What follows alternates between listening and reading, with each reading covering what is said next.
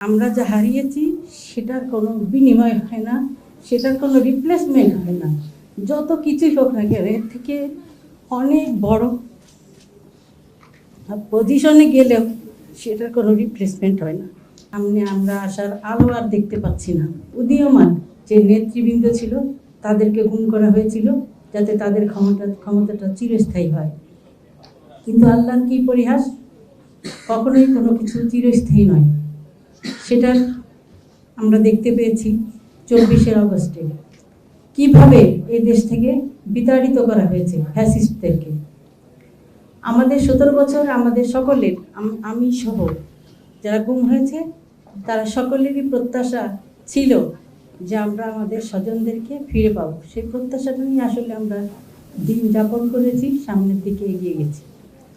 তারপর যখন 17 বছর পর যখন 24শে আগস্ট হলো, তার পরবর্তীতে আমাদের এই আশাটা বেড়ে গিয়েছিল যে আমরা হয়তো ফেরত পাবো বা পাচ্ছি। এরকমভাবে আমরা বিভিন্ন জায়গায় খোঁজ খবর, বিভিন্ন জায়গায় সবাই দৌড়াদৌড়ি করেছে আমাদের এই স্বজনদেরকে ফিরে পাওয়ার জন্য। কিন্তু যখন আমরা ফিরে পাই নাই, আমরা আশাহত হয়েছি।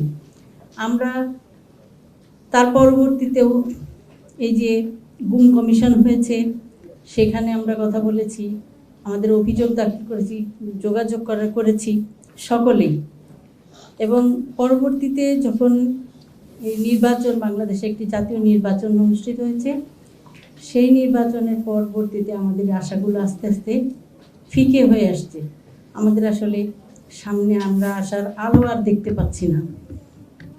আমরা অনেকেই মনে করছেন যে আমি বা আমরা কেউ হয়তো সংসদ সদস্য হয়েছি, হয়তো এটা পেয়েছি, কিছু পেয়েছি, কিন্তু ভোগান্তি ভুলে চলে আসুন রিগালে। ওয়ারেন্টি সহ স্টাইলিশ কালেকশন নিয়ে রেডি রিগাল ফার্নিচার। আমরা যা হারিয়েছি সেটার কোনো বিনিময় হয় না, সেটার কোনো রিপ্লেসমেন্ট হয় না।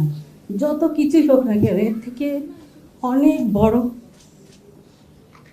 পজিশনে গেলেও সেটার কোনো রিপ্লেসমেন্ট হয় না। তবে এটুকু যে আজকে সংসদ সদস্য হয়ে এই যে গুম পরিবার, গুমের বিষয় নিয়ে অন্তত পক্ষে দু একটা কথা আমরা বলতে পারি সংসদে অথবা বাইরে, বা আজকের যে ফোরাম সেখানে আমরা কথা বলতে পারছি যে আজকে আমি সংসদ সদস্য হয়েছি বলে এখানে কথা বলতে পারছি।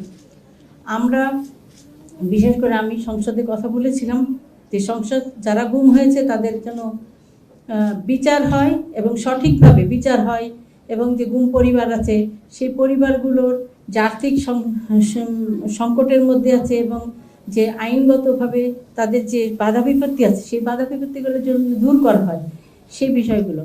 এবং আমরা দেখেছি যে বর্তমানে বিশেষ করে সংসদে যে বাজেট হয়েছে সেই বাজেটে আলোচনা জুলাই যোদ্ধাদের জন্যে, জুলাই যারা যোদ্ধা ছিলেন সেই জুলাই যোদ্ধাদের জন্যে এখানে তাদের পরিবারদের জন্য বিভিন্ন ক্যাটাগরিতে তাদেরকে ভাতা প্রদানের সিদ্ধান্ত নিয়েছে।